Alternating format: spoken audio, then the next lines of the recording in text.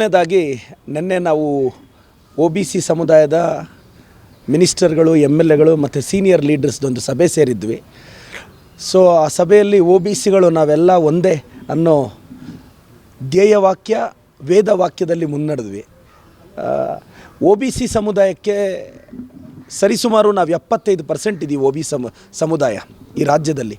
So OBC ಸಮುದಾಯಕ್ಕೆ ನಮ್ಮ demands ಏನೇನಿದೆ ಅನ್ನೋದು ನಮ್ಮ ಸರ್ಕಾರದ ಗಮನಕ್ಕೆ ತಂದು OBCಯ ಎಲ್ಲ ಯೋಜನೆಗಳನ್ನು ಅನುಷ್ಠಾನಗೊಳಿಸಬೇಕು ಅನ್ನೋದೇ ನಮ್ಮ ಉದ್ದೇಶ.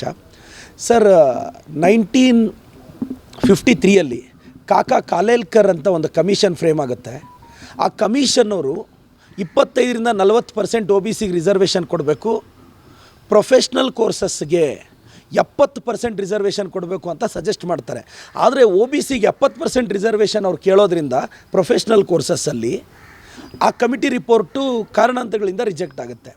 ನಂತರ ಬ್ಯಾಕ್ವರ್ಡ್ ಕ್ಲಾಸ್ ಕಮಿಷನ್ ರಿಪೋರ್ಟು 1979ರಲ್ಲಿ ಮತ್ತೆ ಫ್ರೇಮ್ ಆಗುತ್ತೆ, ಮಂಡಲ್ ಕಮಿಷನ್ ಅಂತ. ಮಂಡಲ್ ಕಮಿಷನಲ್ಲಿ OBCಗಳಿಗೆ 27% ರಿಸರ್ವೇಷನ್ನು. ಆ್ಯಕ್ಚುಲಿ ಅವ್ರು ಏನು ಸಜೆಸ್ಟ್ ಮಾಡ್ತಾರೆ ಅಂದರೆ ಸರ್, ಆವತ್ತು 1978-79ನಲ್ಲಿ ಇಂಡಿಯಾದಲ್ಲಿ OBCಗಳು 52% ಇರ್ತಾರೆ. 52%ಗೆ 52% ರಿಸರ್ವೇಷನ್ ಕೊಡಿ ಅಂತ ಕೇಳ್ತಾರೆ ಮಂಡಲ್ ಕಮಿಷನ್. ಆದರೆ ಆಲ್ರೆಡಿ SC/STಗೆ 22.5 ಇರೋದ್ರಿಂದ ಓವರಾಲ್ ರಿಸರ್ವೇಷನ್ 50% ದಾಟಬಾರ್ದು ಅಂತ. ಸೊ OBCಗೆ 27% ರಿಸರ್ವೇಷನ್ ಅದನ್ನು ತಂದಿದ್ದು ನಮ್ಮ ಕಾಂಗ್ರೆಸ್ ಸರ್ಕಾರನೇ. ಆ ಕಮಿಷನ್ ರಿಪೋರ್ಟ್ನ ಒಪ್ಕೊಂಡಿದ್ದು ಕಾಂಗ್ರೆಸ್ ಸರ್ಕಾರನೇ. ಸೊ ಈಗ ಒಟ್ಟಾರೆ OBCಗಳ ಪರವಾಗಿ ನಾವು OBC ಒಂದು ಪ್ರಬಲವಾದ ಒಂದು ಅತಿ ದೊಡ್ಡ ಸಮುದಾಯ ಕರ್ನಾಟಕದಲ್ಲಿ. ನನ್ನ ಸರ್ಕಾರದ ಮೇಲೆ ವಿಶ್ವಾಸ ಇದೆ, ನನ್ನ ಕೇಂದ್ರದ ಮೇಲೆ ಹೈಕಮಾಂಡ್ ಮೇಲೆ ನನಗೆ ವಿಶ್ವಾಸ ಇದೆ. ಖಂಡಿತವಾಗಿ OBC ಪರವಾಗಿ ನಿಲ್ಲುತ್ತೆ ಅಂತ. OBCಗಳ ಪರವಾಗಿ ಧ್ವನಿ ಎತ್ತೋದು ಕಾಂಗ್ರೆಸ್ ಸರ್ಕಾರ ಮಾತ್ರ. OBCಗಳ ಪರ ನಿಂತಿರೋದು ಕಾಂಗ್ರೆಸ್ ಸರ್ಕಾರ ಮಾತ್ರ. ಅಹಿಂದ ಭವಿಷ್ಯ ಕಾಂಗ್ರೆಸ್ ಮಾತ್ರ. OBCಗಳ ಫ್ಯೂಚರ್ ಕಾಂಗ್ರೆಸ್ ಮಾತ್ರ. ಆ ಸಭೆಯಲ್ಲಿ ನಾನು ಮಾತಾಡೋ ಅವಕಾಶ ಸಿಕ್ತು. ನಾನು ಅಲ್ಲಿ ನಮ್ಮ ಮೊಯ್ಲಿ ಸಾಹೇಬರು, ಹರಿಪ್ರಸಾದ್ ಸಾಹೇಬರು ಎಲ್ಲ ಇದ್ದರು. ನಾನು ವಿನಂತಿ ಮಾಡಿದೆ, ಸರ್ ಅಟ್ಲೀಸ್ಟ್ ಈಗ OBCಗಳಿಗೆ ನಾವು ಕರ್ನಾಟಕದಲ್ಲಿ KPSC ಎಕ್ಸಾಮ್ಗೆ ಏಜ್ ರಿಲ್ಯಾಕ್ಸೇಷನ್ ಮಾಡ್ಬೋದಾ, ಎಕ್ಸಾಮ್ ಫೀಸಲ್ಲಿ ಕಡಿಮೆ ಮಾಡ್ಬೋದಾ. ಫಾರ್ ಎಕ್ಸಾಂಪಲ್, ಒಂದು ಮೆಡಿಕಲ್ ಫೀಸಲ್ಲಿ OBC ಮಕ್ಕಳು 63,000 ಕಟ್ಟಬೇಕು, ಅದರಲ್ಲಿ ಏನಾದರೂ ಕಡಿಮೆ ಮಾಡ್ಬೋದಾ. ಇಂಥ ಭಾಳಷ್ಟು ಡಿಮ್ಯಾಂಡ್ಸ್ನ ನಾನು ಇಟ್ಟು ಸರ್ಕಾರದ ಗಮನಕ್ಕೆ ತಂದು OBCಗಳ ಪರವಾಗಿ ಮತ್ತಷ್ಟು ಯೋಜನೆಗಳನ್ನ ಅನುಷ್ಠಾನಗೊಳಿಸೋ ಪ್ರಯತ್ನ ಮಾಡ್ತಿದ್ದೀವಿ ಸರ್. ಇದು ಮೊದಲನೇದು. ಎರಡನೇದು, ಮಾನ್ಯ ಯತ್ನಾಳ್ ಸರ್ ಅವರು ದಾವಣಗೆರೆಯಲ್ಲಿ ಮಾತಾಡ್ತಾ ಅದೇನೋ ಯತ್ನಾಳ್ ಅವ್ರು ಆದರೆ DJ ಹಾಕ್ಸ್ತಾರಂತೆ, DJ ಹಾಕ್ಸ್ಲಿಲ್ಲ ಅಂದರೆ AK-47 ಕೊಟ್ಬಿಡ್ತಾರಂತೆ. ಯತ್ನಾಳ್ ಸರ್, ಬರೀ DJ ಹಾಕ್ಸೋಕೆ ನೀವು ಅಧಿಕಾರಕ್ಕೆ ಬರಬೇಕು. DJ ಬೇಕಾಗಿರೋದು ಗಣೇಶ ಉತ್ಸವದಲ್ಲಿ ಅಲ್ಲ ಸರ್, ಜೀವನ DJ ಆಗದೆ ಇದ್ದರೆ ಸಾಕು.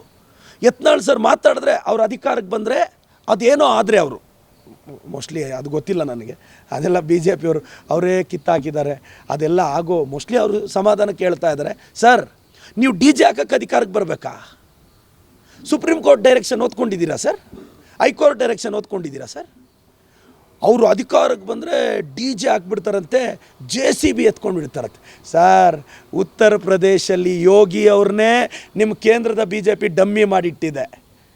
ಯೋಗಿ ಅವ್ರನ್ನೇ ಡಮ್ಮಿ ಮಾಡಿಟ್ಟಿದೆ ಅಲ್ವಾ? ಈಗ ಇಲ್ಲಿ ನೋಡಿದ್ರೆ ನಿಮ್ಮನ್ನು ಕಿತ್ತಾಕಿದ್ದಾರೆ.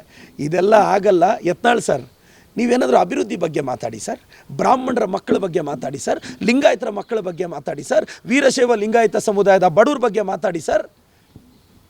ಅದೇನೂ ಮಾತಾಡಲ್ಲ. ಮಾತಾಡಿದ್ರೆ DJ, ಮಾತಾಡಿದ್ರೆ ಡ್ಯಾನ್ಸು, ಮಾತಾಡಿದ್ರೆ ಸ್ಟೆಪ್ಪು. DJ permission ಕೊಡಲಂದ್ರೆ AK-47.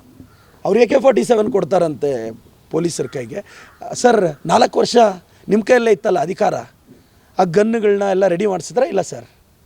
ಈಗ ಮತ್ತೆ ಎಲ್ಲ ನಮ್ಮ ತಲೆ ಮೇಲೆ ತಂದಿಟ್ಟಿದ್ದೀರಾ ಯತ್ನಾಳ್ ಸರ್ ಅವರು. ಮತ್ತು ನಮ್ಮ ಮೈಸೂರಿನ ಮಾಜಿ ಸಂಸದ ಪ್ರತಾಪ ದಾವಣಗೆರೆಯಲ್ಲಿ ಹೋಗಿ ಒಂದು ಮಾತಾಡ್ತಾರೆ.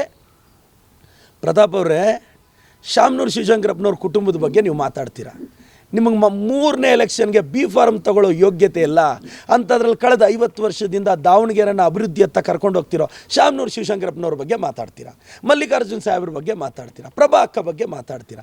ನಿನ್ನ ಯೋಗ್ಯತೆಗೆ B ಫಾರ್ಮ್ ತಗೊಳ್ಳೋಕ್ಕಾಗಲಿಲ್ಲ, ನೀನು ಶಾಮನೂರು ಕುಟುಂಬದ ಬಗ್ಗೆ ಮಾತಾಡ್ತೀಯಾ? ಶಾಮನೂರು ಕುಟುಂಬದ ಗೇಟ್ ಕಾಯಕ್ಕೂ ನೀನು ಲಾಯಕ್ಕಿಲ್ಲ. ನೀನೋಗಿ ಅವ್ರ ಬಗ್ಗೆ ಅಸಭ್ಯವಾಗಿ ಮಾತಾಡ್ತೀಯಾ? ಸ್ವಲ್ಪ ಟಂಗ್ ಕಂಟ್ರೋಲಲ್ಲಿ ಇಟ್ಕೋ ಪ್ರತಾಪ್ ಅವರೇ. ಇನ್ನೊಂದು ಸರ್ಕಾರ OBCಗಳ ಪರವಾಗಿದೆ, ಹೈಕಮಾಂಡ್ ಸಮೀಕ್ಷೆ ಇದೆ, ಇಂತಹ ಭರವಸೆಗಳಿದ್ರೂ ಕೂಡ OBC ನಾಯಕರೆಲ್ಲ ಸೇರಿ ಒಂದು ಸಭೆ ಮಾಡಿ CM ಬೆನ್ನಿಗೆ ನಿಲ್ಲುವಂತಹ ನಿಂತಿದೆ ಅನ್ನುವಂಥ ಸಂದೇಶ ರವಾನೆ ಮಾಡುವಂಥ ಅನಿವಾರ್ಯ ಪರಿಸ್ಥಿತಿ ಬಂದಿದೆಯಾ? ಇಲ್ಲ ಸರ್, ಈಗ OBCಗಳಲ್ಲಿ ಏನಾಗಿದೆ, ಭಾಳಷ್ಟು ಚಿಕ್ಕ ಚಿಕ್ಕ ಸಮುದಾಯಗಳಿದ್ದೀವಿ ಸರ್. ನಾವು ಅಂದರೆ ನಾನು ಒಬ್ಬ ಬಲಿಜ ಸಮುದಾಯಕ್ಕೆ ನಮ್ಮದೊಂದು ಕೆಲವು ಡಿಮ್ಯಾಂಡ್ಸ್ ಇದೆ. ನಮ್ಮನ್ನೆಲ್ಲ ಒಂದು ಪ್ಲ್ಯಾಟ್ಫಾರ್ಮ್ಗೆ ತಂದು ನಮ್ಮ ಡಿಮ್ಯಾಂಡ್ಸ್ನ ಸರ್ಕಾರದ ಗಮನಕ್ಕೆ, ಈಗ ನಾನು ಒಬ್ಬನೇ ಹೋಗಿ ಎಫೆಕ್ಟಿವ್ ಆಗಿ ಒಂದು ಕ್ಯಾಬಿನೆಟ್ಟು ಸರ್ಕಾರದ ಗಮನಕ್ಕೆ ಅಲ್ಲದೆ ನಾವೊಂದು ಯುನೈಟಾಗಿ ಹೋಗಿ ಸರ್ ನಮ್ಮ ಸರ್ಕಾರ ಆಲ್ರೆಡಿ OBCಗಳ ಪರವಾಗಿದೆ, ಈಗ ಎಲ್ಲ ಸಮುದಾಯಗಳವರು ಮೀಟಿಂಗ್ ಮಾಡ್ತಿದ್ದಾರಲ್ಲ ಸರ್ ಅವರವರು ಸಮುದಾಯದ ಅಭಿವೃದ್ಧಿಗೆ, ನಾವು ಹಾಗೆ ನಮ್ಮ OBCಗಳ ಡಿಮ್ಯಾಂಡನ್ನು ತುಂಬ ಸಾಲಿಡ್ಡಾಗಿ ಸರ್ಕಾರದ ಗಮನಕ್ಕೆ ತರಬೇಕು ಅನ್ನೋದು ಉದ್ದೇಶ. ನಮ್ಮ ಸರ್ಕಾರ OBC ಪರವಾಗಿ ನಿಂತಿದೆ ಸರ್. OBCಗಳು ಸರ್ಕಾರದ ಜೊತೆ ನಿಂತಿದ್ದಾರೆ ಸರ್. ಕಾಂಗ್ರೆಸ್ ಇರೋದೇ OBCಗೋಸ್ಕರ, OBC ಇರೋದೇ ಕಾಂಗ್ರೆಸ್ಗೋಸ್ಕರ. ಈ ದೇಶದ ಇತಿಹಾಸದಲ್ಲಿ OBC ಸಮುದಾಯದ ಟಾಲೆಸ್ಟ್ ಲೀಡರ್ ಇದ್ದರೆ ಅಂದಿಗೂ ಇಂದಿಗೂ ಎಂದೆಂದಿಗೂ ಒಬ್ಬರೇ, ಅದು ಸಿದ್ದರಾಮಯ್ಯ ಸರ್. ಗ್ಯಾರಂಟಿ ನ್ಯೂಸ್, ಸುದ್ದಿ ಖಚಿತ, ನ್ಯಾಯ ನಿಶ್ಚಿತ.